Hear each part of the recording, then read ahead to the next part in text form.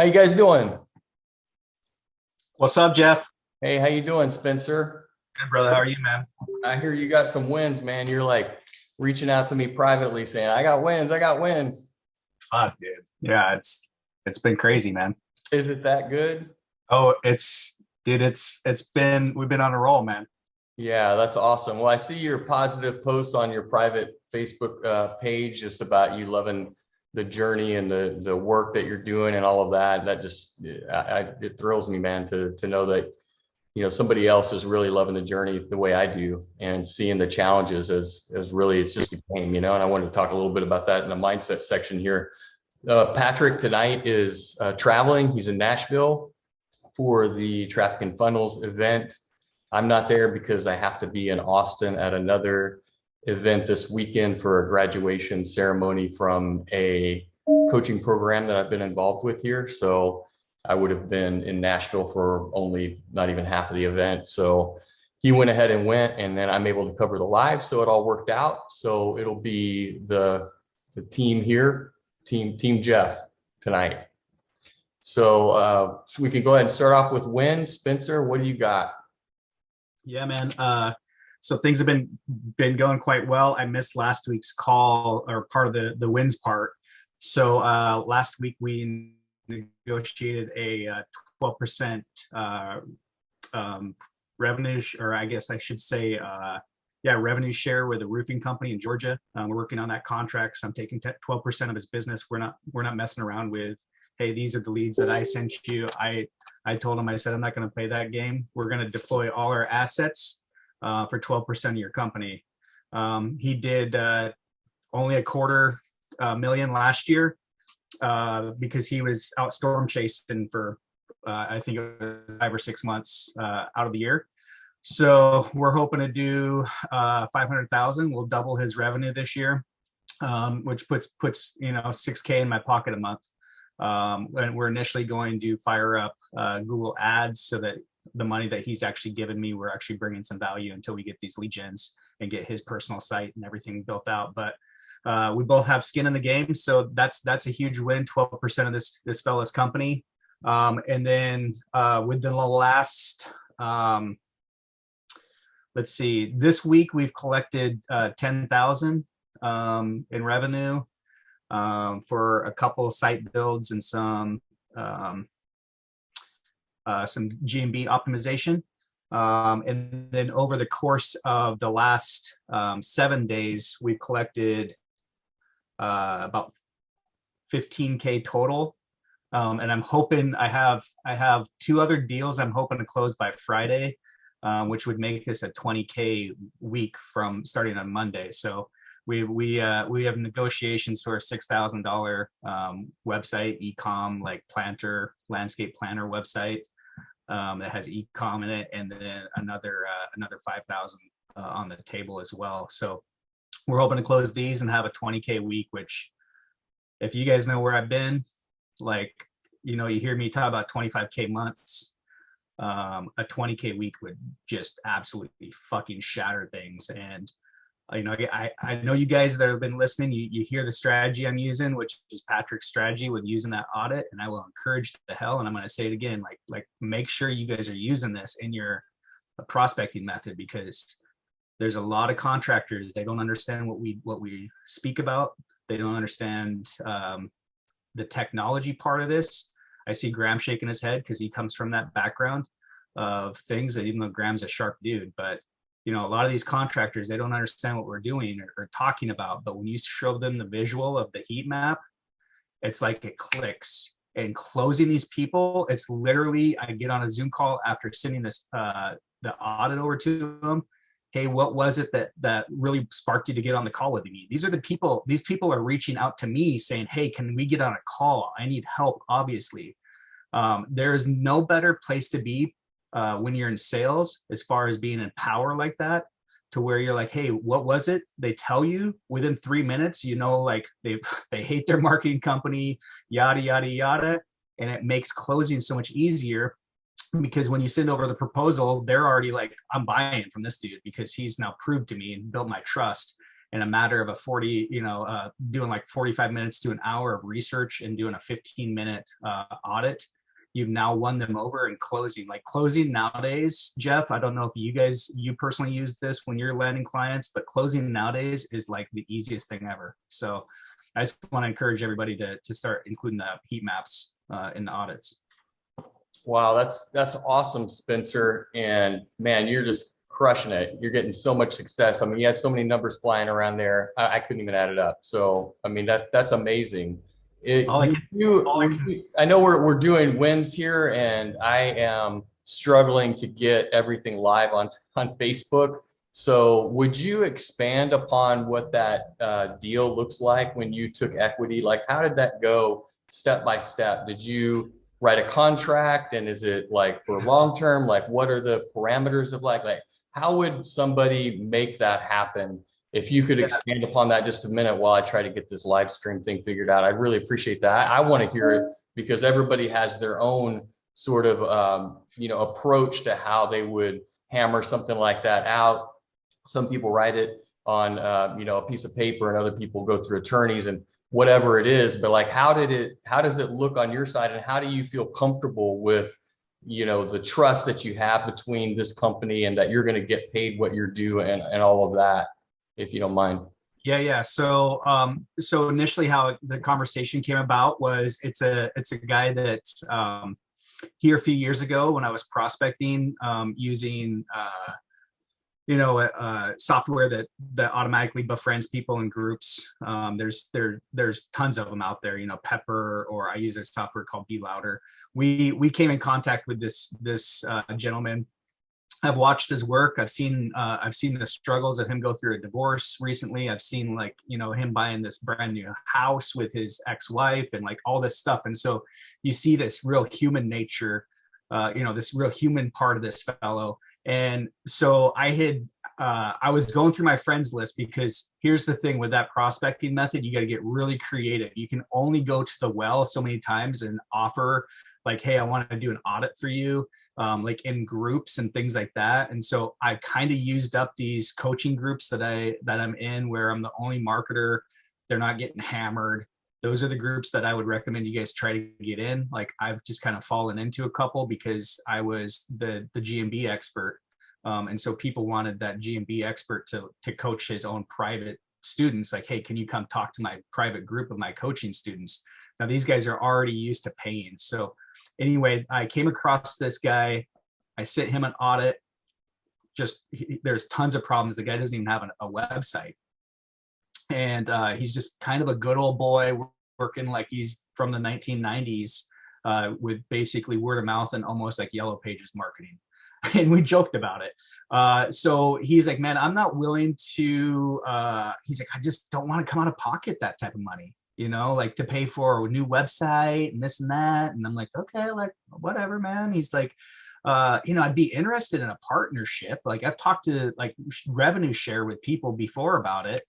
And the one thing that I'm not willing to do is a revenue share deal on the leads that I send over. It's not that I don't trust it. It's that I just don't, that's just not what my business wants to be. I don't want to be micromanaging and saying, hey, did you pay me for this and that? So I shot him back. I reached out to some other colleagues that have a little bit better understanding of like what type of money there is to be made in the roofing business, what the margins look like, and started doing just some math. And I honestly probably would have been happy even at about a 9% of the revenue with this guy. But I had just shot it out to him. I said, hey man, I was kind of looking about maybe about 12% of revenue of your company. Like, and that allows me to deploy 100% of my assets. I'll have skin in the game now. So I will go and we will make millions of dollars together. And he's like, yeah, that kind of sounds good. Like, let's jump on a call. So we jumped on a Zoom call, and he's like, man, I was talking with my friends that are in the roofing business, other people that are business owners in different businesses, and asked them, like, would you do this deal with this guy? And he goes, 100% of them said you'd be stupid not to. And he's like, so I'm in, man. He's like, I'm in at 12%. And I said, okay, well, let me tell you a little bit of what the expectations of me are going to be, you know, what I expect us to do and kind of how it's going to look. Because his main concern was, he originally told me he didn't want to be a big company. And I said, what is your concern about being a big company? I said, because if I come to be a business partner with you, I'm not going to be the guy that's like, oh man, like you only want to do $1 million, like because I don't like, if you're narrow-minded like that to where you only want to do a certain amount of money, or you only want to be so big, like I don't know if I can help you, because for me, I want to get us both rich. And he agreed. He wants to be wealthy. And I said, I can help you get there. His main thing was growing too quickly, and sacrificing the quality of work. And also he, you know, everybody has staffing challenges right now. Yeah. And so him and I agreed with, you know, I said, here's the thing, man. Initially, I'm not going to be able to control what happens because we're going to focus on his brand first. I said, but we're going to know, like, if you're like, hey, dude, I'm ready in the next couple months to go to grow more. I said, then I will start building lead gens, and we'll be able to control a little bit of the growth volume with that. I said, but I'm going to be taking on all the expenses of this growth and the marketing piece of it. And so I reached out to my local attorney here. Here's where it kind of got a little bit weird. Was they were like, well, I don't know Georgia law, so I can't educate you on if it's going to be best to do the contract in Georgia, or if it's going to be best to do the contract in Oregon. And so I didn't know really how to research that, but my business thoughts was like, well, if the business is based in Georgia, and if I ever have legal issues, I would much rather fly to Georgia and deal with Georgia law than to try to have some dude appear in court in Oregon. And 100%. It just seems a lot more messy. That's right. So I decided to refer me to an attorney in Georgia, and we're working on paperwork right now. And hopefully we'll close on this next month or next week, because it's going to be a simple contract. I feel it's basically, this is what's expected of me, and you're going to owe me 12% of your company. It shouldn't be any, like, there's not going to be a whole lot of stuff, and it's going to be a lifetime until you're getting 12% off the top or 12% off the bottom line. Like, how does that work? Oh, off the top, off the revenue, because I don't want to be the guy that's like, you know, have my business partner screw up on, because I don't know anything about roofing. Right. He doesn't know anything about marketing. Like he can't put his trust in, you know, and try to know what's going on with what we do. I don't know how roofers work, but if he screws up on the bid, I don't want that coming out of, you know, out of the bottom line. Right. So, and the thing is that he's hiring some door knockers, which is, you know, so he's putting some boots on the ground to start knocking doors. He wants growth. I want growth. And so he's willing to give 12% of his company because he knows the power that I have. And he's been following me for a few years. So, so hopefully that's awesome. Yeah. Congratulations, man. Yeah. Thanks, man. Yeah. That's really cool. I see there's some questions coming in. Yeah. Those are the kinds of deals that I look for too. We have a few of those in the pipeline. I guess it was about maybe a year ago when I really started thinking in those bigger terms and trying to find people who could, you know, potentially do deals with me like that, and who could grow and who know their business so well and understand the value that I bring to the table. And I think I've mentioned it on a couple of lives where with this one guy, the proposition is really just to go big with him over time. And in 3 to 5 years, I think we could, well, and let me back up. So in a couple of years, I think we'll be to the point where it's out of his hands, it's out of his ability to manage it. And so my vision is that we would do some kind of a joint venture, something in the realm of what Spencer's done here, and but take real equity stake, like a 50-50 equity stake, run it up a little bit more over the next few years with bringing in management to help do that, and then sell it to a national brand, and then we both cash out. So that's kind of the way we've hyped it up together. And who knows, you know, I mean, I'd like to have a dozen of those things in the pipeline, and maybe one of them will work out. Like, who knows? But I mean, that's part of the beauty of the game, in my opinion. And, you know, just getting in with these guys who are hungry, they know their business really well. they're going to need skills along the way, just like we are. They're going to need to build skills along the way, and we can help them do that in a lot of ways and provide support for them so that they can help, so that we can help them grow their company. But then we need to get paid. We need to get paid at the end of the day. So, and this is amazing, Spencer. I'm so glad to see that you're kind of going down this track too, because this business is far beyond the $1,000, $1,500, $2,000 a month client. I mean, what you can do, the types of deals that you can get your hooks into if you just stick with it and build that reputation for yourself is off the charts. Yeah, I want to answer Will Smiley's question that came in. I'm not sharing in any business expenses or liability insurance or anything like that. As I've stated, this, roofers are making 40 to 50% on these roof jobs. So he's going to go sell a $10,000 roof, pocket 5 of that, pay me out the 12%, of the 10. And then, there's a lot of profit there for this guy. Yeah. And I know the power that I bring. So, it's a nice deal. Like, I think it's an amazing deal. Like I said, I would have been happy at about 9%, but hey, if he's willing to give me an extra 3 because he sees the value and he's talked with his business partners, I wasn't going to talk him out of it. I shot high. He didn't negotiate. I'm the better salesperson. I don't know if that's good for me, if he's out there knocking doors for a company or not. So, well, maybe that's the way he does business. He tells them a price, and if they don't want to pay it, he walks. Maybe he doesn't negotiate his prices. He bids where he has enough pad in there, and if they don't like it, then go get somebody else who's maybe not going to do it right, or is going to not do it on your timeline, or is going to somehow jumble the deal at the end of the day.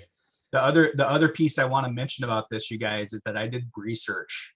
I did hours of research to make sure that the actual market can allow me to go in there with lead gens and actually make some serious cash, because it is in the Atlanta area, but it's in the outskirts of Atlanta.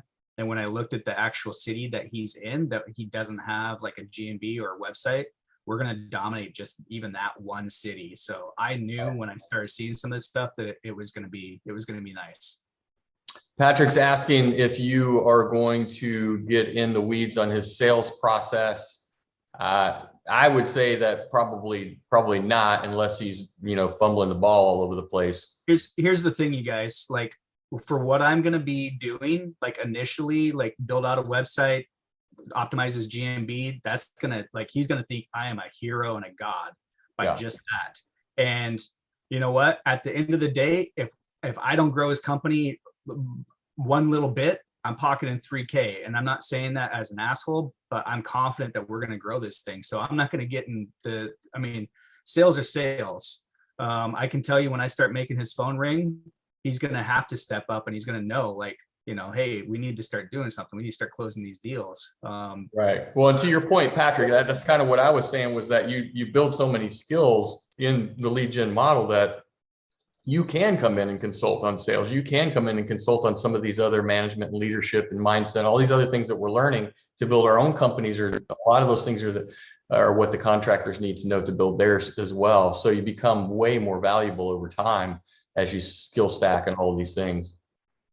Yeah. Awesome. Well, thanks for running us through that exercise there, Spencer, and taking over the wins category. Who else has some wins? I know Spencer's a really tough act to follow, but every little win counts. Who else wants to put one on the board? I'm not scared. All right, Devin. Bring it on. So I posted it earlier in the group too, just because I guess impatience, or it was fresh at the time. And I got the keys to just a 2,600 member business oriented Facebook group. Oh, that's right. Cool. Yeah. Just for asking. So I'm now the admin of a Facebook group of 2,600 business owners. Now, how did you get that just for asking? So I'll preface it a little more completely than in the post. It covered over the span of 2 weeks that this happened with. The first one is I just joined a bunch of Facebook groups for the specific niche. And I had noticed a marketer in there who's a slime ball. It's like everything in this industry you don't want to be. You're just lowballing everybody. So you're destroying the price point for marketers. But then he's also destroying these actual small business owners, GMBs, doing terrible spammy stuff, like Fiverr, SEO, that's just tanking everything. And then just not acknowledging any of it and just trying to take up all these clients in the space. So I just reached out to the admin of the group with nothing originally other than just good intent of saying like, hey, this guy's a loser. You got to get him out of here. And they said, thanks. And from there, it was just a conversation we were having. And they had told me, actually, you know what? I don't really like that. This group was just given to me. I just, I haven't really done anything with it. I don't log on. And from a separate conversation I had about a week after that with someone else, I was telling them, you know what? Pricing is a big issue with this industry. How would you feel if I actually made a Facebook group that was designated just for helping people understand how to bid, how to give prices, how to give input, so you're not undercutting other people in the market, so the entire industry benefits, and it helps a lot of small business owners grow. A resounding response from it. The people loved it. So I reached out to this admin owner and I said, hey, like, have you ever thought about using this group for this purpose? And they were like, no, that sounds great. And I said, if you want, since you don't log in a lot, I'll do it. I'm like, here, and just threw me the keys. And so. Wow, that's amazing. That's a huge asset. Yeah. And I did nothing for it. But what's really the right cool, things at the right time, right? Yeah. But what's really cool about it is the fact that this positions me to really provide a lot of authoritative value to people who are just starting out in this industry that aren't my ideal client, but it positions me as someone who can provide consistent value for a lot of people. Absolutely. To differentiate myself from a lot of the other people who are just joining groups and yeah, well, I mean, even 2,600, it's a lot of people. It's like, even if you got 10% of those people to engage and 10% of those people to become a client in some fashion, you're talking 26 clients. That's pretty good. That can make an agency, Yeah. No, it's a fantastic funnel. So did he let you take over the admin privileges, or he flat out handed you the group? The admin privileges. But so I first started out I was very tentative with any change I made. I was running everything by them and shooting them messages just to say, hey, I don't want to bother you. How do you feel about this? What's your opinion on that? Until they finally just became very laissez-faire on, and they're like, do what you want that you feel is going to be best. Mm-hmm. So. Fantastic. That's awesome, Devin. Congratulations. That is a massive win, because we all know that if we were kind of trying to build a Facebook group from scratch, I know people who have done it successfully in a short period of time. I couldn't figure it out. It's a struggle. So to have one handed to you like that you can kind of repurpose and make it what you want and use it as a funnel is amazing. Yeah. That's really cool. Anybody else have any wins? Those are a couple big winners right there this week.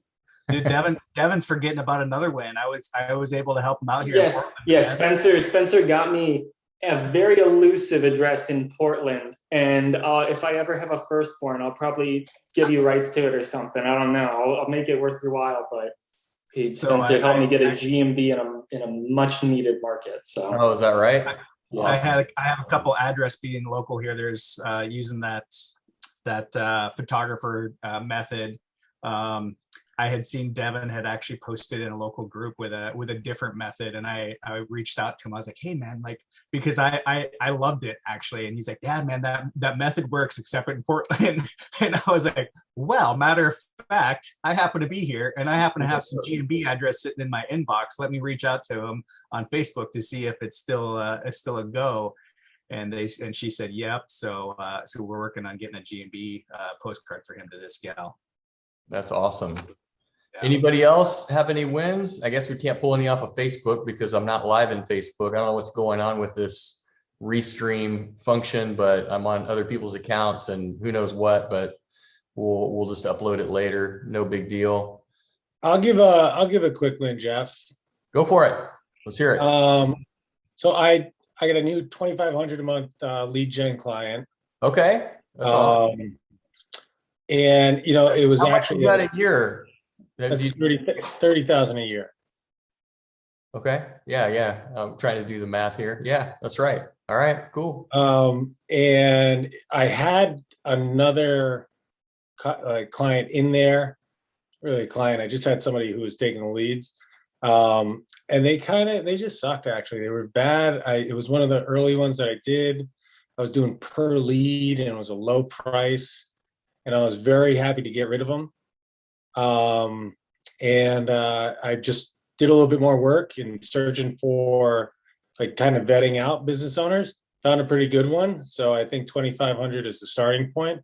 Probably should talk to Spencer before, maybe sold myself a little bit low there, but I think room to grow. And it was nice getting rid of somebody who was kind of like pain in the neck and getting to work with somebody who's like a good business operator who you can grow with. Yeah. And see, I'm learning from you guys, because when I find those people, I tend to give them the easiest road possible to do business with me, so I tend to lowball them on the front end. I anchor them very high, but I let them kind of get a really good deal for the first month or two, because I want to solidify the relationship and let them know I'm in it to win it for the long term. Now, could I ask for 2,500 instead of 750 or 1,000 or 1,250 or whatever the number is?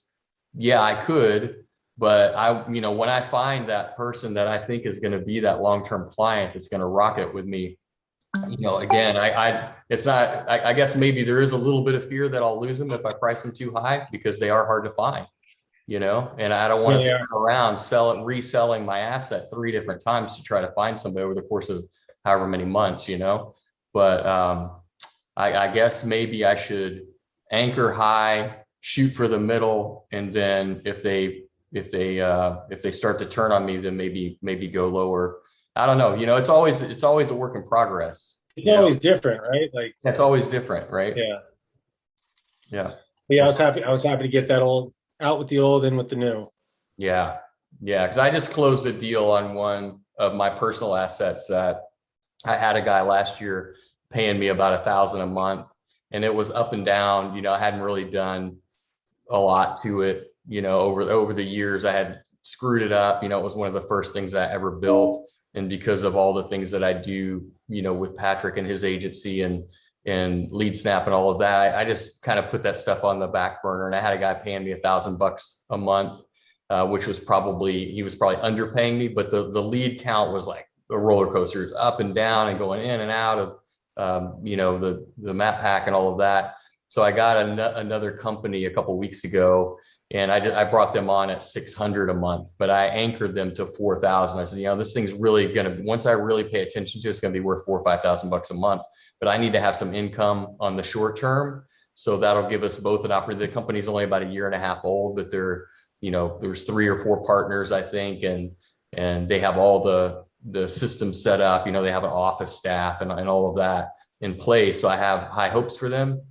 And I was willing to take less because, again, it's like the lead volume is all over the place. I can't guarantee anything. I don't feel good about it if I had, taken a higher amount. But, that little amount will give me a lot more opportunity and breathing room to kind of like do the things that need to be done. So when we come into spring, then it's going to be like, hey, now it's 1,000, 1,500, 2,000, 3,000, whatever. We can justify. So that's kind of the way I'm taking that one. Yeah, I like that. It's good. It's a good approach to just put that number out there. It's like, here's the vision that we'll get to. So they're not just thinking, well, I was only paying $750, now I'm at 1,500. You doubled it. Like they have that anchored, and it's really powerful. Yeah, we're kind of hitting on some of the things I kind of had outlined here. I kind of outlined the agenda, kind of do the wins, and then go over some prospecting stuff. And then, some sales. And so for the sales, it's like we've had some deals where, we try to take care of our clients, but sometimes they kind of take advantage, and that can happen. And it's always kind of in flow, and you have to, discern what is the right move in the moment. And sometimes you don't make the right one or whatever. And so I, as the kind of client manager, sometimes I feel like I'm being taken advantage of because I can see right through these people, like they're trying to get the best of us, and not pay for it or like take advantage of the situation. And so I'm more inclined to cut them off, but I don't know the whole story of some of the relationships of these clients who have been, with us for longer than I've even been with the agency and things like that. So I have to take all that in consideration. But, some clients that are, you think you've got them at a high number, you've got them, they're crushing it and paying you and all of that kind of stuff. And then next thing you know, something happens in their personal life, and maybe, you know, they get thrown off track with their business, or, you know, they have a family member who's ill, or whatever the case is. And next thing you know, the whole thing goes south. That it's just part of the game, you know? So it goes back to the mindset of just recognizing that, you know, this is not a passive income stream, in my opinion. I don't treat it as such. I think some people get in here and they want to build a passive income portfolio, and you can make it sort of passive, but I think at the end of the day, if you're really going to continue to build, grow, and win long term, that you're going to have to get your hands dirty. That's my opinion, and I like that. I like that, because then it allows me to continue to learn and grow along the way too. So that's what I think. Jeff, to piggyback on that, man, you sparked a thought. I guess another win I had was one of my renters, long-term renters. He rents a landscaping site for a measly $600 a month, but he's been sick here now for the last month. He just called me and he's like, dude, I've been sick for the last month with COVID and some other issues going on from it. But he's like, unfortunately, I can't pay you. And I know it was a big stress on him and his family. And he just lost his dad here less than a month ago. And then his grandfather's in the hospital in Iowa with COVID and having some medical problems from it. And I just, like, I've been so blessed here recently in my business. I was able to tell this guy, like, Ronnie, don't worry about it, dude. Like, you focus on your family. And I know this has been a big stressor for you and your wife, but don't worry about the $600. It means a lot more to you right now than it does to me. And I don't mean that, you know, in a cocky way, but right. You know, here months ago, that $600 would have meant a lot to me months ago. Yeah. And now we're kind of got this thing chugging along. I was able to bless him. And he was like, oh my God, dude. He's like, he started crying. And this is a man that doesn't cry. He's like, right. You don't understand what that meant to me, man. I really, truly appreciate that. And I got off the call and I was like, man, that felt freaking amazing to be able to say. I mean, what you're saying, Spencer, that's the reason I love my job. You know, I mean, I didn't have the skills or the time or whatever that, you know, to build an agency like Patrick did. So Patrick is in that place where he's able to give back, and you lose one client, it's not going to affect your bottom line. You take on a new client, it's not really going to affect your bottom line that much. So you have the ability to sort of, you know, help people when they need it. And that solidifies a relationship. That's exactly what I'm talking about. And it feels really good to be able to do that. So I have the benefit of, you know, piggybacking on Patrick's success as the sales and client success guy, to be able to come in, and when people have an issue like that, and be able to give them the benefit of the doubt. Again, you have to be careful, because the tables could turn and they might start taking advantage of you eventually. But, you know, that's really part of the beauty of this business model, is to be able to make an impact like that, and to have so much abundance in leads. Leads are gold, in my opinion. I've said it before. It's like, I just treat them, they're like the gold. They're the magic that makes businesses happen, and you control them. So you have the ability to sometimes give these guys a break, or to give them a gift like Spencer just gave his client. And I think that makes all the difference in the world for the type of business that you're running, the type of clients that you're going to attract, and the type of success that you're going to have long term. You know, you've had a lot of success here the last few months, and it's great to hear that you're, you know, giving back when it's appropriate. I mean, that's part of the reason I'm in this game, because I want to create enough abundance where I'm able to give back to others who need it, not just clients, not just other people in the lead gen world, but when I'm running around, I was blessed with multiple mentors in my life who taught me how to give. I just never had the abundance to do it. You know, I traveled with this business guy in Mexico for about a year, and he had several businesses, and man, he would make up, he'd find any opportunity to give back, like any opportunity. He would just find it, like just somebody playing the guitar at a Mexican restaurant or something like that. And people are giving him like 1 peso or something.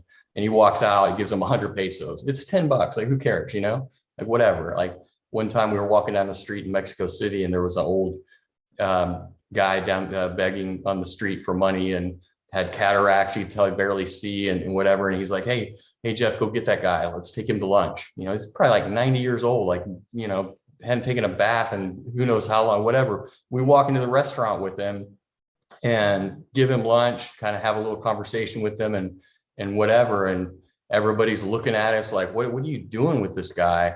And as we walk out, he pays for the guy to eat there for a week. Like he just paid up front, like made sure that all the waiters and everybody heard him do that so that they wouldn't just take the money and not let him in or whatever. So I was exposed to people who have been exposed to people who are really big on giving back. And that has always planted a seed for me in that that way that I want to live my life and to share the whatever abundance I have, so it's awesome that this business model gives you the opportunity to do that. I want to just roll off the back of that too, guys. A friend of mine who was really struggling, and I mean, he couldn't pay his power bill, couldn't pay his rent. He's living from paycheck to paycheck. He had a really bad experience. His wife had psychological problems, committed suicide, left him with a young kid. He lost his farm. Like everything just went belly up. And we ended up joining JK together, right? Anyway, he was getting screwed by this guy he was contracting to, and I ended up dominating the whole area without him even asking me. I just went out and did it, right? So I just dominated the whole area. Anyway, fast track now, a year later, he rings me up. He's now a councillor on the local municipality, right? So he actually gets to implement legislation in the city. This is how far this guy's transformed, right? Wow. He's now making more money than JD Rockefeller. He has just proposed to his girlfriend, right? So now he's going to get married, right? Because this guy's in his 50s and lost everything, right? So he felt really inadequate. Now he's able to say, hey, now I can get my house back. I can buy a house. I can do all these things, right? And just the other day, man, he just lumped 20 grand in my account. Like just out of the blue. So here you go, man. That's fantastic. Here's some money, right? Awesome. That's the sort of shit that you can do with this game. This is what I think Spencer we were having a quick chat today. Like, man, how good is this game? Like, is there anything on earth like this shit? Right? There just isn't. I mean, the parameters. There's so many different areas you can go to with this. There's so many things you can do because the world runs on those phone calls. The world runs on those sales. The world runs on people buying things and sharing a love and all that sort of stuff. So. I mean, that's a pretty big win for me. Honestly, you guys, this is probably the best drugs out there. Honestly, like if you can get the money coming in for yourself and then be able to start blessing other people, like, I don't know if you guys been following Shaquille O'Neal lately, but that dude has been hanging out and blessing some kids at Walmarts and stuff. He says that he wakes up on a daily, and if he can't go bless somebody, he doesn't feel like he's done his job. That's right. He's like, what am I going to do with all this money? And it's like, you can't take this crap with you. So as long as you're living the life, traveling, doing whatever you want to do, like, might as well start blessing some people. And I've seen some stuff like that in my local community. I don't know. Right now that's a little bit uncomfortable because I feel like people kind of flex and do things in the wrong manners these days with doing that, kind of like this social media type of blessing type stuff where they're like, leaving the $100 tip for the waitress or whatever it is. But honestly, man, like being able to tell people, like, with what I hear from Graham, and then being able to tell my client, like, hey, don't worry about the $600, like, like focus on other things, man, get healthy. And exactly. Don't get stress in your life. So, man, it doesn't always have to be money, and it doesn't always have to be a lot of money. Like a little bit can help a lot. Along the way, like my examples of the guy I was working with, he was like buying people food or leaving $10 to a guy who's probably making $10 the whole day or whatever. It's the little things that add up, and the bigger you get, the bigger impact you can make. Well, when your client tells you he has only a few $100 in his bank account, he has a family to take care of. Right. You feel for that man, and you have to understand that this guy is a military man. Which I say that because I think people that have been in the military have a harder time with, showing weakness, and he sees that as a weakness, and he's like, dude, this fucking hurts my pride to tell you that I don't have the money to pay you. Right. And I was like, dude, I respect that just vulnerability of being man to man, saying I can't pay you, and I know that he was probably expecting me to say, well, just hit me up when you can get it. But when I told him, hey, don't worry about it this month, go take care of your family, go see your family and get yourself healthy, it was just, like grown man crying on the other end of the phone. Like I've never experienced that. And, that's crazy to me. So Well, how awesome is it? I know you have already said that it's awesome, Spencer, to be in the seat that where you can make that kind of an impact and give somebody a break. I mean, that's amazing. So thank you guys for sharing all that. That's awesome. Patrick is asking something about Facebook groups. I was going to share in my prospecting stuff a little bit about what I'm doing in Facebook groups. So maybe Spencer can kind of chime in on that. But I wanted to start with just a little bit of prospecting. And this is maybe basic for some of the people on the call, but I wanted to lay it out there because I do get a lot of messages about prospecting and like, how do you do it? And things like that. So I just wanted to go over like 3 different quick and easy methods that I would do and how I would do it. Craigslist, Facebook, and the Home Advisor list, and just keep it simple. So anytime I'm going into Craigslist, I would just go into the services section and just search whatever the niche is that I'm doing, if it's landscaping. And then I keep it simple. I spelled it wrong, landscaping.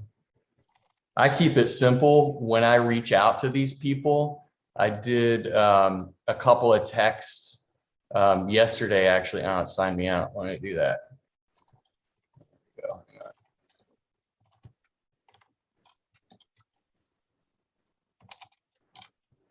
And again, when I'm trying to keep it simple for them, I'm just trying to get them engaged, because especially if I have something that's producing, like I know that I can give up a certain number of leads to try to get a client, right? So if I'm not going into a big conversation with them and I just get them interested enough and open to accepting a couple of leads, then I can vet them out after that. I'm willing to give up 2, 3, 5 leads to do that, instead of trying to go in super big with them from jump and turning them off because they think I'm Home Advisor or something like that.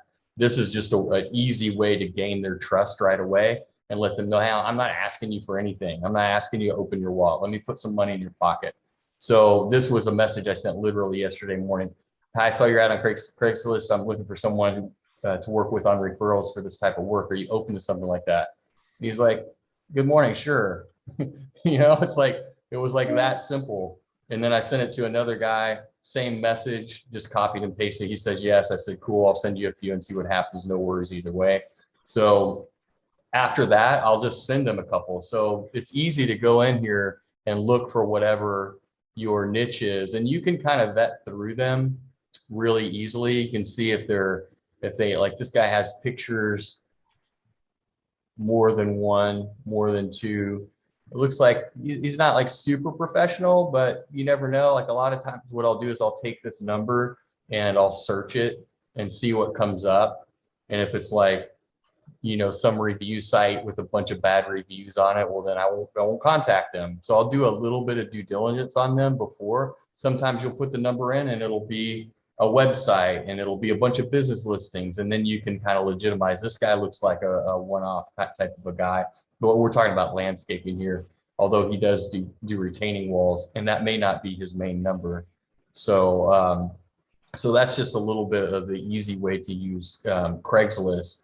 If you haven't been on the Craigslist game, I've pulled some really amazing clients off of Craigslist. There are a lot of like non-licensed, non-insured types on there. And especially for bigger niches that are going to require more, or that, licensing is going to be more of a factor to the customer themselves. And, if they're going to hire them, they're going to want to know that they have insurance and a license and whatnot. But, for the most part, you can find, decent people on here, at least to start engaging. And again, I've found quite a few really good people. See, this one is, when I pulled this number, it's on the Better Business Bureau. It has some other stuff up here that you can go and kind of do some deeper due diligence and figure it out. The one that I told you about earlier on the call that I just got, that I pulled on for $600, I found them on Craigslist, because there are good people on Craigslist. They don't know jack about marketing. They don't know even where to start. And if they've talked to anybody at all, maybe they've been priced out. They feel like they're asking too much. They don't understand what they're going to do for that money, and so they just they don't pull in a marketing company to do that. So that's kind of the way I've done it. Let's see, I think I have an issue here. Okay.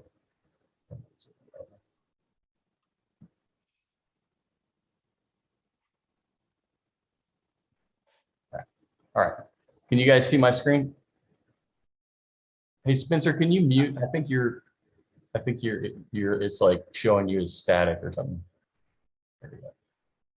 And then on Facebook, I would come on here and like, I just looked up Cincinnati contractors. So if I were going to prospect on Facebook, I would come in and join a couple of these contracting groups. And you can see there's all kinds of them. I just look up, specific niche and contractors in general, and they usually have a group in the local area that is specific for contractors or handymen. They usually don't have something for very niche specific like landscaping, but they might. But usually these contractor groups are just for everybody. So I haven't gotten into any of these groups yet. I just went on here and requested to get on. Sometimes you can see this one I'm not even a member of. You can search in the group without even being a member. It depends on how the group settings are. So sometimes, many times actually, you're able to search the group without even joining. So I would just search in here landscaping. You can even post in that group too. Pardon me? I said you can even post in there too. Without being a member? Yeah, I just saw that there's Right. some trade groups, and then Right. that you can actually post in it. So then you can, yeah, that's right, Spencer. So then you can start to see like these guys, that looks pretty nice. I wonder if you swipe that off of Pexels or something, or if that's actually their work. Like who knows, right? But this looks like a legit company and it's pretty recent. So that's definitely somebody I would be doing some due diligence on. And then I would just go down the list and see who else. This guy looks like more of a handyman. He's kind of he's cleaning up leaves and stuff like that. Like I probably wouldn't call him because I want somebody who's more focused on the specific service instead of jumping all over the place. Landscaping is a little bit different. This is all related, but a lot of times you'll find people who are handymen who are like, oh, I'll fix your door or your window and I'll do your junk removal and whatever. Like I try to stay away from those guys because that's kind of like the Jimmy and pickup model. And that usually doesn't suit the type of company or business that I'm trying to create or do business with. So that's kind of how I do the Facebook groups. Here's another one. I can't remember if I got it in that one, but you kind of get the idea. So I would go through and vet through all of the local contracting Facebook groups and any other business group that I could find. There's some that are run by real estate agents that are also can be very helpful because real estate agents are, they're everywhere and they want to be as helpful as possible. So if you drop, a message in there and say, hey, I'm a local homeowner and I'm looking for a landscaper, like, who do you recommend? Like a lot of times they will actually, you'll get a list of like 10 people right off the bat. Like if you go in, like Spencer said, and make a post here and say, I guess it's in this group, and say, hey, can anybody recommend a local landscaper? And do it like that, then they would just, everybody in the group would just kind of start hitting up they would tag people. So then you can reach out to them on Messenger and say, hey, I found you and somebody recommended you in a Facebook group. That's more of a warm intro. You kind of get from cold to warm really quickly in those scenarios. Because you can say, hey, Billy Bob recommended you in this Facebook group. And, if they know who that person is, then whatever, you're going to get a little bit more attention. So that's the way I would do it. Trying to get back to my main screen to see the question Patrick had about Facebook groups. He was asking how Spencer does it when he goes in Facebook groups. Let's see if I can get back to it.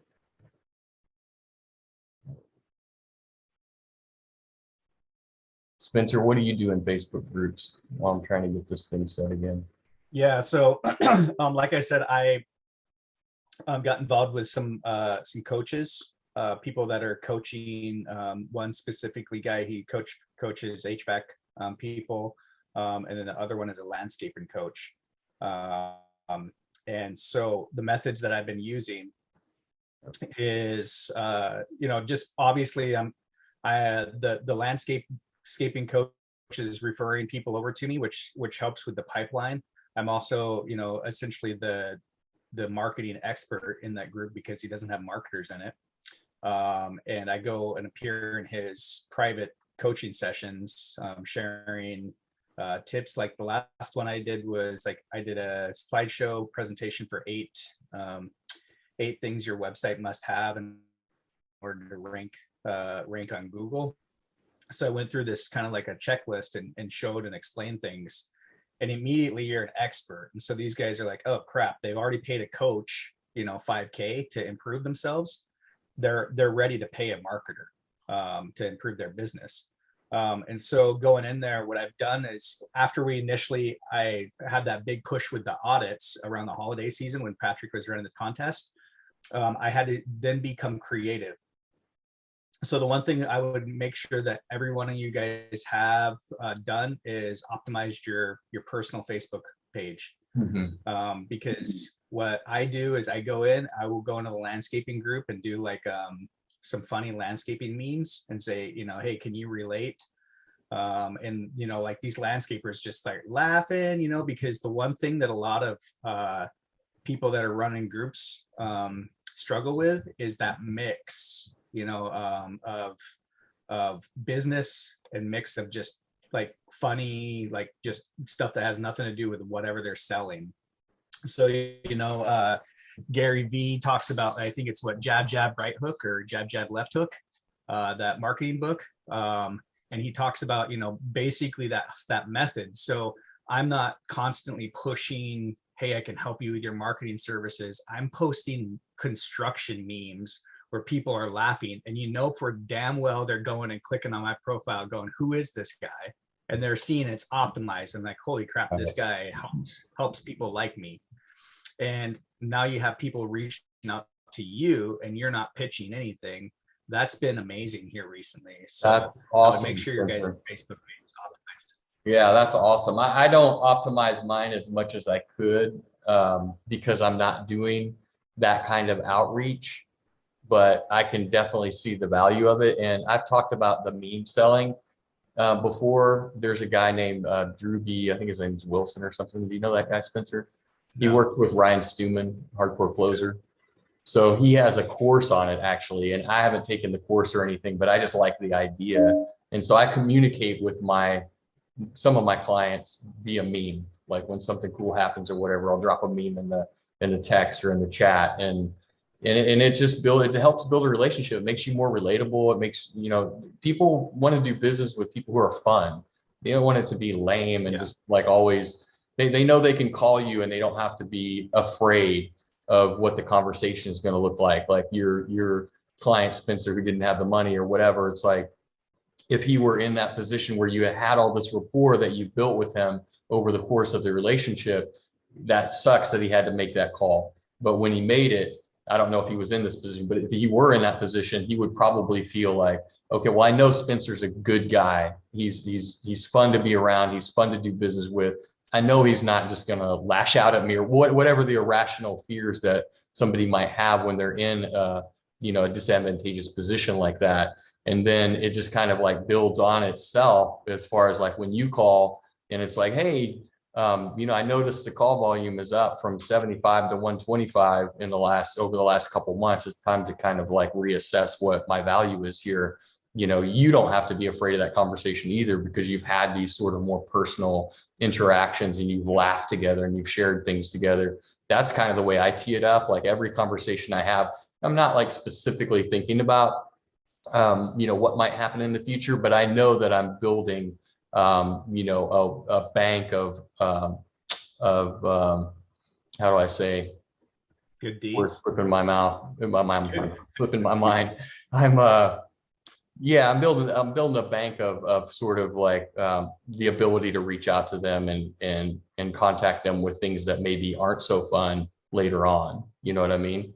So goodwill is a good way to put it, Devin. So that all checks out. I love that. And if you want to check out meme selling, Drew B. Wilson, I believe is his name. He has a website, and I see he has a podcast on a site called Sales Sniper. So if you just look up meme meme Drew B. Wilson, DREWBIE Wilson. Then you can kind of figure out what he does. You don't need to buy his course or anything. It's pretty simple, but it's very effective, you know. Couple other methods. All the time, but couple other methods, Jeff, I'll touch on that Sure. have helped as well is like I think everybody that it looks like the whole group is full of men tonight, currently on the call. I think every one of us have a hard time telling people you're proud of them, and you're doing a good job. And when when the landscaping coach posts something about such and such as business in there, like I'm making sure that I'm engaging in those conversations. Like, dude, that's awesome. I'm proud of you. Like those are huge accomplishments, whatever. And I'm not doing it from a perspective of like, maybe this will get me a sale. I'm doing it from a genuine place because these business owners need to hear this from other grown ass men that they're proud of them. The other thing too, is that when people are posting in these groups, what I've tried to do is I try to comment with a GIF. If you know anything, like most people don't comment with GIFs. And if you comment with a GIF, you kind of stand out and they go, whoa, who is this guy? Or that was funny. Or it's a more, I guess, a better way to communicate than just, hey, congratulations or cool or whatever. right. It kind of gives a little bit more personality. Well, and people's attention spans continuously get shorter and shorter. So looking at a GIF is easier than reading 3 or 4 words. Congratulations, dude, or whatever. It's just the nature of the reality of the current times, right? Yeah, that's awesome, Spencer. So thanks a lot for sharing all of that. I don't see any more questions on that. The other prospecting method, it's not even a method. It's just, let me see if I can find this again. Is most people just don't even know that you can just Google Home Advisor, like Home Advisor St. Louis landscapers, and they'll give you the top 25 people. It's not always a direct hit. Like sometimes they give you like somebody from Hardscapes or whatever. Maybe they do landscaping, maybe they don't, but it certainly gives you a solid list to go on. Like I've been, continuously blown away by, especially when I was doing a lot of outbound prospecting, that I thought I had tapped out everybody in the city in a specific niche or whatever. And I'm like, next thing I know, I find a list of 30 more people, more companies who do business. And it just goes to show you that there's so much competition out there in most of these niches. And it's just an endless stream of potential clients for us. And it's just a matter of finding them, reaching out to them, hitting them at the right time with the right message. And that's the game that we keep talking about. It's like, you're not going to win every time. You don't spike the ball every single time. But, when you do, and if you get the numbers up, it is a numbers game. The next thing you know, you're doing some deals like Spencer or some of these other people, and life becomes a lot better because then you can get back on all these other things. So I'm shocked that Home Advisor has all this available, but I guess they kind of have to because they're trying to pull people in to hire these people. But I mean, here's your prospecting list for landscaping in St. Louis right here. So that's an easy one. And then finally on sales, I just wanted to talk about, it's kind of what we've already been going over just organically in this conversation about just like taking the journey with clients and being open to what might come up and giving them the opportunity to continue to do business with you, even if they are in a disadvantageous position, because that builds that goodwill for the future and, really solidifies the relationship for you in a way that's going to get them to not only continue to do business with you, but you can get them to ask you for referrals. Like like if you needed clients right now, Spencer, and you gave that guy the benefit of that $600, you could say, hey, you know what? I'm trying to grow my business too. You know what you could do for me that would be as valuable as that $600? Maybe give me a couple of referrals of other contractors in your city who might want to do business with me.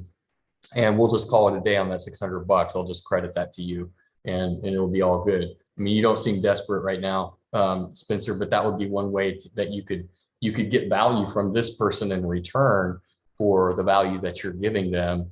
It sounds like there's some other circumstances there where maybe you don't want to put any pressure on them based on a loss in the family and sickness and things like that. I probably wouldn't ask, certainly not at that moment, but maybe later on, so hey, maybe in 2 months from now when he's got his train back on the track and Spencer needs some new clients, maybe that's a good ask. Hey, I've given you a couple months. Like, you know what, one favor you could do for me, just give me some referrals, and I bet he would bend over backwards to give you referrals at that point, So that's kind of the way we do it. And I know that, anytime, like we had one client we did a similar thing with.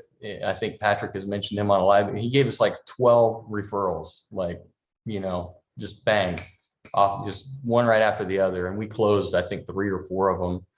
It's great, so building those relationships can really make a huge difference over time. All right, so that's all I have. Patrick has another question here. There are scraping tools to scrape GMBs and new domain registrations. They can be used for prospecting too. Yeah, they can. I just don't think it's necessary to do that. I think some of those, domain registrations, that can be way early or way late in some cases. And based on everything else that we have at our fingertips, just Craigslist, Facebook, and the Home Advisor list. I mean, I rarely have to go beyond that. There's certain niches that are really particular and are probably not the smartest niches to go into from a due diligence standpoint and just an ease of doing business and finding a client standpoint, but you don't know what you don't know. And next thing you know, you have it. It's an asset, it's producing, you want to monetize it. So, I have had trouble finding clients for some of those and specific geographic locations where it's just wonky geography. Like we have one in Cape Cod, and it's like the boot out there, and like nobody wants to drive from one end of the Cape to the other, especially during the summer when everybody's at their vacation homes and whatever. Like it's just like, I shake my head because it's crazy to try to find somebody to fill that. So, but the lists are out there, way easier, I should say, than scraping domains and GMBs and whatnot. I do see the value in that, and it can certainly come in handy if you're targeting really specific niches that are not sort of the run-of-the-mill type of stuff where that could come into play, or if you have a very specific way that you're prospecting. But just for the general prospecting we're talking about here, I would say it's almost overkill at that point. Patrick is also saying, so here's a hard question. How do you accomplish all this? Prospect, sell SEO services, research the market, build out the lead gen, and rank those GMBs. Do you use a team of VAs for fulfillment? Yes, you do. Spencer, we certainly do. We have probably, I don't know, I think between both companies, 25 employees-ish now. And I don't know what that looks like on your side, Spencer. Maybe you would be a better person to answer that question about how you have it. I have a VA for my personal portfolio, and he's crushing it for me. I brought on one guy about 6 months ago, and he was doing pretty good, but then it wasn't going so well. So I got a new guy, and he's just killing it. And he's really helping me reposition all of my assets so that I'm going to be able to monetize them at a much higher level going forward. And I'm really excited about that. But I only have one, so I'm not running a team. Spencer, what do you have on your fulfillment side? How do you do that? Yeah, so I think what we've talked about this previously on a live where, I was able to personally grow my agency to a 6-figure agency with basically me doing almost 100% of all of it. Mm-hmm. Then when the prospect, sorry about that. When it's all good. When the prospecting method, when Patrick showed us that around the holidays, I really started to sell, and I was like, man, this is not good, because I couldn't. Yeah. The one thing is, you guys can't be the cook and the host and the bartender and all of it. You guys have to, like, the biggest thing for me was once I hired a team. I have a team of VAs in Pakistan, and as we grow, he just keeps hiring developers and hiring positions that we need. So sweet, man. yeah, so he's building out his team, and Jeff is popular. Well, it's like that mass IVR spam drop, like Graham said. That's what it is, man. How many people have gotten 10,000 calls from Ohio in the last month? I mean, my God, Ohio. So yeah, I found my VA actually was a VA that I see Patrick was asking, was from a guy that I know from another lead gen group. He had worked with this guy, and so I hired him for a small project of just it was 10 lead gen website builds. They were all clones of each other, and I did the content for them, and they cranked them out for a really inexpensive price. And so I just kind of slowly was building this team. He slowly added people, and that's where my 10K months went to that 25K months. And now it's like, now all like the hardest thing right now currently for me is there's not 100% of everything that I trust the team to do, because they're not 100% exclusive to me. They do have some other people that they do work for. I do have, like, he has my own separate developers and people that work specifically just on my projects, but I also don't want to, until I can fully trust them, like I'm still optimizing the GMBs and things of that nature. So it's the analogy that I can give is that I am 100% foot on the gas, 100 miles an hour, sell. Then I have to let off until like 50 miles an hour as I'm fulfilling like the GMB optimization piece of things and kind of doing these things over here. I know once I'm able to basically just sell and be the face of the company when they're doing 100% fulfillment, we're going to be easily doing somewhere to 60 to 100K months. And Jeff sees this on Patrick's side of things. For me right now, it's just that balance of growth while I'm fulfilling. So it's right. It's kind of a tango. It's this very unique dance that I have no experience in, but I can tell you I'm excited as hell every day to wake up to do it. Yeah, that's awesome. Yeah, that is, and you know, part of the reason that I came on board with Patrick is because Patrick spends a lot of his time with the software. If you don't have that other project, so to speak, then you would probably, you know, continue to do sales and client management, because that's where the real rubber meets the road. That's where I believe you're going to have the most opportunity. That's where I have the most fun, you know, not fulfillment for sure, but you get to know people, you get to make an impact, you get to see where they're at, you know, give them a break, whatever it is, like all that stuff happens on the client side. So you know, who knows where it'll go, Spencer, but you could definitely, at the numbers you're talking about, continue to do sales and client management and be fine with that, and then just manage your remote team. That's great that you've had so much great luck with your VAs and your fulfillment. I know that's not always the case. I had a guy, somebody was asking where I get my VAs. You know, I don't really actively recruit. I had somebody reach out to me on LinkedIn and said, "Hey, I see what you're doing and I'd love to work with you." And I was like, well, that's the kind of person I want to work with. Somebody who wants to work with me, you know, I don't have to convince them. So he just was, his English wasn't, he was from Africa. His English wasn't as good as I would have liked. And, you know, it was good work, but it wasn't great work. And then after I kind of like let him go and just decided to go it on my own, a few weeks later, another guy from Africa reached out to me on LinkedIn and saw what I was doing. I do post on LinkedIn sometimes. And so, you know, he presented himself in a different way and whatever. So I gave him a shot, and next thing you know, he's crushing it for me. And then we had somebody recently that I was actually hiring to do a website for a client outside of Patrick's agency and all that. Client I've had for years before I even started working with Patrick. And she wants her website redone on a very specific platform called Webflow. You guys probably know what it is, but I don't know how to use it. So I was hiring somebody off Fiverr to do that. And he's a rock star. And it's like, well, we might be able to use him in the agency. So, you know, it's like, you just kind of come across these people and get a feeling about them. We're kind of dialing it in a little bit tighter on who we hire. Patrick has kind of said that he doesn't want to hire anybody he wouldn't hang out with outside of work, which that's a pretty high standard, you know what I mean? But you want to hire people you want to work with, and that's it. So I haven't done a lot of active recruiting. I know that we have posted on different job boards and Indeed and even LinkedIn and stuff like that along the way to try to find people.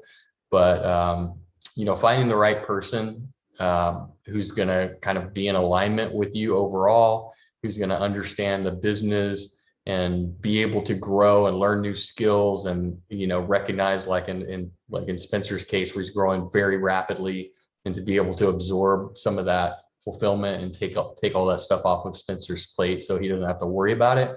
Like, that's, be thankful, because that's not the easiest hire in the world. It's not super easy to find that, just looking on a job board or something. Yeah, trust me, Jeff, it hasn't been easy. I think you guys probably remember when my team was plagued by this virus in Pakistan, right, that you get from mosquitoes. Yeah. My team was very, very sick for a long period of time. So and then there's also the challenges of them just getting used to what your expectations are and what you're not willing to accept. And so there's times and they're kind of developing their processes while we're developing our processes. But it's allowing me to create SOPs, as well as with the videos, written out SOPs, and being able to say, this is the standards that I expect. And please don't give me anything that's under these standards, because if you do, I'm sending it back to you and it's costing your team more money, because we pay on a per project basis. Because I learned from our mentor, Patrick, never to pay your team on an hourly rate, because they're going to screw you.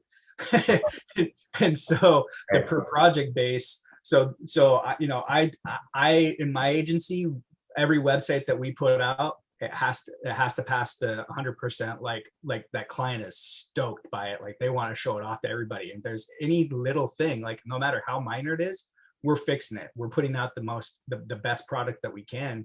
Right. And the team is slowly learning, like, you can't just send me something that is not going to be perfect. And if it's not set up exactly the way client is going to, the client wants it, that it's coming back to you. And so it's just this kind of, I constantly am having to tell my team lead that, like, be a boss. And I think no matter what language you speak, that you can kind of understand what that is. I'm like, you need to be the boss, and you need to be letting your team know, like, don't give me crap, because if you give me crap, then I try to pass that crap on to Spencer, he's not going to accept it. So the expectations, and so it's just being patient with each other. Plus, if you find somebody, like, I know a lot of people in third world countries, or some of these countries that obviously we're getting VAs from, you may not be able to believe 100% of what they say.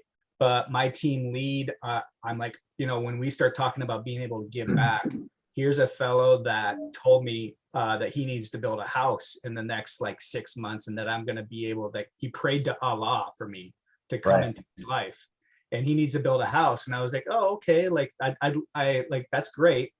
He then proceeds to tell me, this breaks my freaking heart, that if he can't build a house within the next yearish or so, that his girlfriend that he's been with for over 3 years, that he wants to marry, in their culture, he's not able to marry her, and that her parents are going to marry her off to somebody else. Now, you could call bullcrap, but this guy has been basically super motivated over the last 4 or 5 months that we worked together. And this is part of my personal goal, to help him build his house and to marry his fiance, this gal that he's so in love with. That's awesome. And so, you could say, because you've heard these stories of people in Africa telling you, or whatever, that, it's like these really elaborate stories. And so, my girlfriend Jen, when she was over in Africa, she kind of saw firsthand what it was like. And so she asked me, she's like, do you really believe this stuff he's telling you? And I truly believe it 100%. I mean, shame on him if it's not true. Right. But I'm kind of gullible like that too. I tend to believe the best about people. And, my VA right now is from Rwanda, and he's very skilled. I know he's had, corporate jobs and things like that. And he definitely lays it on thick about how he wants to do lead gen and all of that. But at the end of the day, he's performing, at a high level, and he's getting me the kind of results that I want and that I've wanted for a couple of years, and just haven't had the resources to hire somebody and to find the right person. And so we'll see where it goes. I think he has the capacity to do similar, to what your guys doing, Spencer, as far as like running a team and things like that. Who knows if we'll ever get to that point.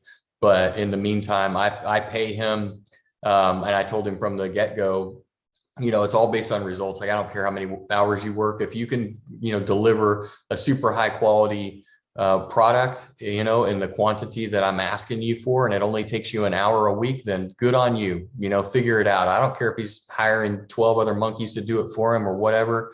It doesn't matter to me. I want the results, and I'm paying for the results. I'm not paying for him to be sitting at a computer for a specific amount of time, so I really take it that way. And if he can get it done cheaper, and again, it's high quality work and a very high level niche that I'm working in, and it's all about results for me.